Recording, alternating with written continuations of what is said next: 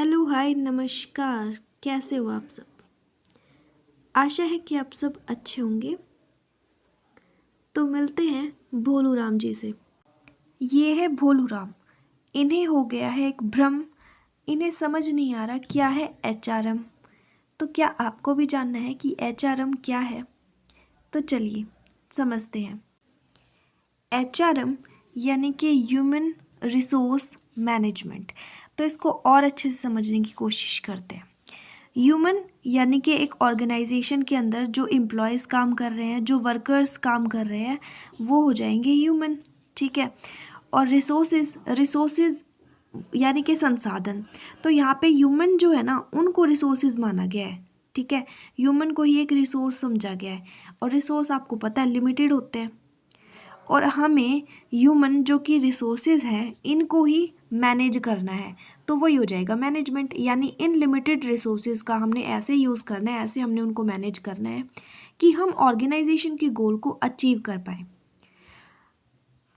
अब जैसा कि आपको पता है कि एचआर यानी कि ऑर्गेनाइजेशन में काम करने वाले सारे एम्प्लॉयज़। ठीक है, राइट। तो इनको हम पर्सनल के नाम से भी जानते हैं। तो चलिए इनका मीनिंग और डेफिनेशन पढ़ लेते हैं। सो मीनिंग क्या है? HRM is a practice that deals with recruiting, selecting, hiring, training, developing, and managing an organization employees to achieve organization goal।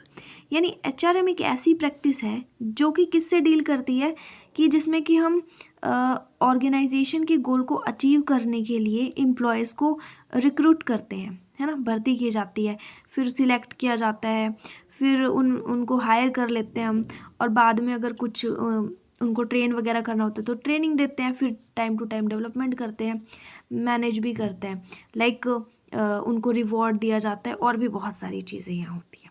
तो आई होप आपको मीनिंग समझ आया होगा। तो चलिए डेफिनेशन पढ़ लेते हैं जो कि बहुत ज़रूरी है। So this is the definition. Definition के लिए आपको अपना मोबाइल घुमाना पड़ेगा। ठीक है। तो डेफिनेशन है एडविन बी फ्लिपो की सबसे इम्पॉर्टेंट डेफिनेशन है जिसको आप पढ़ोगे और समझोगे। ठीक है।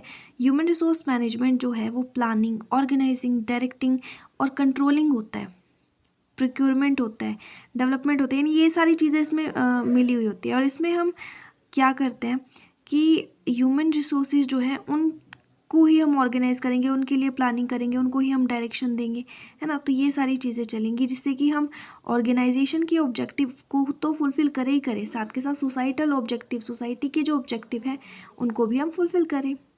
सो अगर आपको पसंद आई है वीडियो तो लाइक शेयर